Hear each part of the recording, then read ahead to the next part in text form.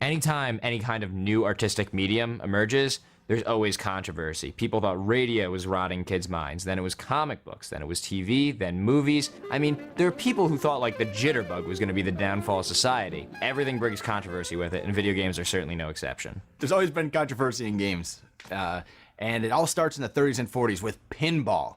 The way you played pinball was, there were no pads like there were now. You put a ball in, you shook it around until it went in the right pocket, and it paid out. So pinball was essentially a game of chance, gambling. So in order to kind of, take a hit at the mafia, pinball became illegal. Then the New York mayor at the time, Fiorello LaGuardia, went so far as to take pinball machines down to the river, slash them with an axe, and then shove them into the water. 1976, New York decriminalized pinball, and almost immediately after, literally months later, the first controversial video game comes out. No sooner was pinball legalized than video games took their place, the torch was passed, and they were now public enemy number one. Parents up in arms, legislators angry as hell. Why is that? It's a game called Death Race. And the object of Death Race was you're driving around and you're running over gremlins. Well, running over gremlins kind of looks like running over people in the 70s because graphics were really bad. All you can see is like a pixelated head, a pixelated body, pixelated legs, pixelated arms, which to anyone looks like a person. And so parents started to object. The woman who's at the forefront of emerging protests was Ronnie Lamb. A housewife, PTA member, and she led protest marches, went on Phil Donahue, was really active in getting arcades banned from malls. Now, it wasn't really the video games themselves that was a problem most of the time. No parents thought that Frogger was going to corrupt their kids. It was the environment they were playing these games in. It was dark, sweaty rooms full of machines and kids standing in front of them. The creepy old guy with the crotch-mounted coin changer and the leer in his eye. That was the real problem. Kids would skip school to hang out in arcades. I mean, parents just viewed the institution of the arcade as a public menace. Get rid of them. What's interesting here is Nolan Bushnell, who started Atari, sees this, and that's what inspires him to open up Chuck E. Cheese, a place with safe games where parents know they can bring their kids and everyone will have a good time. They're well lit, they're well supervised, you can bring the kids there, the parents can be there. In fact, Nolan Bushnell made a lot more money from Chuck E. Cheese than he ever did from Atari. If Death Race is the first video game controversy, the first controversy at home on the consoles is Custer's Revenge, where General Custer dodges arrows to go rape an Indian woman.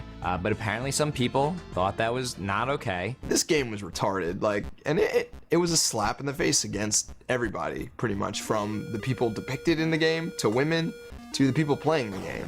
It wasn't even classy porn. They deserved a protest, and a protest is what they got. Now, after the big video game crash of 1983, the issue kind of went away because there really weren't a lot of video games around.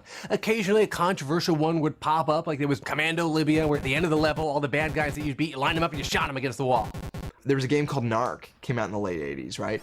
You play as narcs, killing drug dealers, and you're blowing them up, and body parts are being strewn all over the screen. Hypodermic needles are being thrown and injected into your leg. In other words, it was awesome. And the way that Midway got around the ultra-violence in it was positioning it as an anti-drug game. And it's really, really very funny to me that they were preaching an anti-drug message with extreme amounts of violence. But for the most part, things were nice and calm. Nintendo prided itself on being very family-friendly, and the industry largely policed itself. Sega then decides to give consumers the things that Nintendo doesn't. Violent, dirty, gritty type games. And then Mortal Kombat comes out. Incredibly gory, incredibly violent, and of course incredibly successful. Now both Sega and Nintendo wanted to take the game and put it on home systems. Mortal Kombat looked better on the Super Nintendo, I'd argue. but it didn't have blood.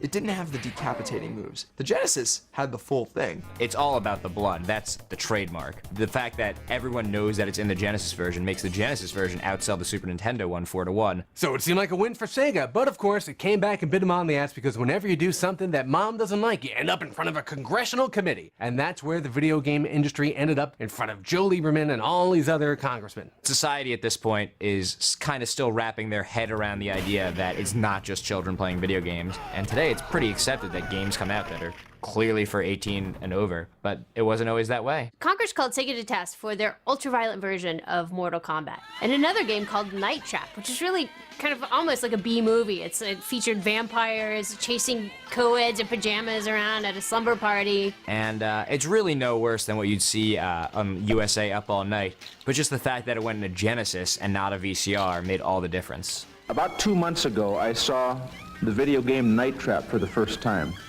It is a sick, disgusting video game in my judgment. And the ultimate outcome of all this was they created the ESRB, a ratings board for video games, kind of like the MPAA for movies. It's voluntary, but all the games have these ratings. One of the genres that attracted the most controversy is probably the first-person shooter. A lot of people look at them as almost murder simulators, and of course it doesn't help when Columbine happens and it comes out that the kids were playing Doom and into Doom. And so now there's a link being developed between these school shootings, which just now start to happen more regularly. It seems like more and more school shootings are happening. And then, of course, Doom is followed by games like Duke Nukem, Quake, and all these games have to try to top each other in violence. And that kind of brings us up to today. There has really never been a resolution. Every few years a study is done that says games cause kids to kill. Games don't cause kids to kill. So that's an ongoing battle that I think will continue for, the history of gaming. After Columbine, the controversy's there, but nothing really comes of it. It just kind of spirals around until one of the Grand Theft Auto spin-offs in San Andreas, when it turned out that somewhere deep, deep within the game,